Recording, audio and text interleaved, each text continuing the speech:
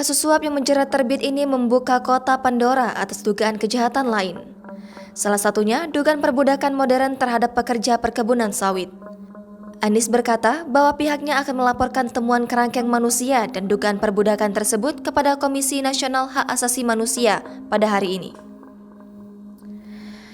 Kerangkeng atau penjara itu berada di belakang rumah pribadi Terbit Rencana Paranginangin yang ada di Desa Raja Tengah, Kecamatan Kuala, Kabupaten Langkat. Informasi yang sempat beredar saat petugas melakukan penggeledahan ada 4 pekerja yang konon kabarnya ditahan di dalam sel. Namun, pihak Migrancare menyebut mereka telah menerima setidaknya lebih dari 10 laporan terkait dugaan perbudakan modern ini.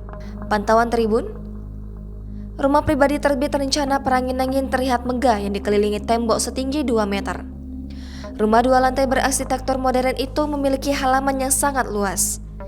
Kediaman Terbit Rencana Paranginangin tampak kontras dengan rumah-rumah di sekitarnya yang cukup terlihat sederhana. Bangunan megah berwarna putih ini terlihat menghimpit rumah warga sekitar. Pagarnya terlihat lebih tinggi daripada bangunan rumah tetangga bupati.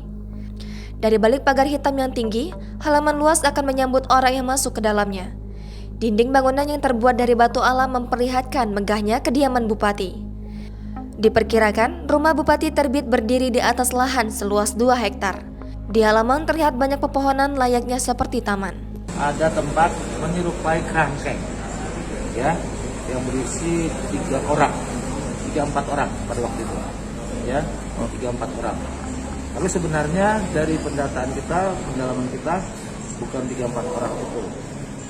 Kita dalamin itu masalah apa, kenapa ada kerangkeng. Dan ternyata dari hasil pendalaman kita, memang itu adalah tempat rehabilitasi yang dibuat oleh yang bersangkutan secara pribadi. Dan sudah berlangsung selama 10 tahun. 10 tahun. Untuk merehabilitasi korban-korban narkoba. Ya, pengguna narkoba. Dan teman-teman kalau lihat kemarin di situ, itu adalah pengguna narkoba yang baru masuk 2 hari dan malamnya sebelum dilakukan kita melakukan operasi tangkap tangan. Ya, baru masuk. Yang lainnya sedang bekerja di kebun, di ladang. Jadi pagi kegiatan mereka. Nah, kegiatan itu sudah berlangsung 10 tahun. Yang bersangkutan menerangkan bahwa itu waktu saya tangkap dia di perjalanan saya dalamin itu sudah lebih dari 10 tahun. Teman-teman sekalian, lebih dari 10 tahun. Apakah itu ada izin? Apakah itu ada izin? Iya, makanya tadi saya bilang pribadi, ya, belum ada izinnya.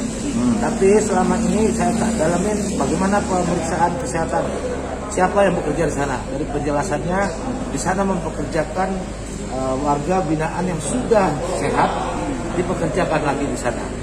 Dan sebagian besar yang direhab di sana itu oleh pribadinya, itu cukup baik. Yang kedua, saya tanya masalah kesehatannya bagaimana. Itu sudah dikerjasamakan dengan puskesmas setempat dan dinas kabupaten. Nah, ini saya dorong, sebenarnya niatnya baik, tapi harus difasilitasi untuk secara resmi melakukan kegiatan rehabilitasi tersebut. Itu gambaran dari hasil pemeriksaan kita. Ini masih terus kita dorong teman-teman BNP untuk bisa memfasilitasi itu.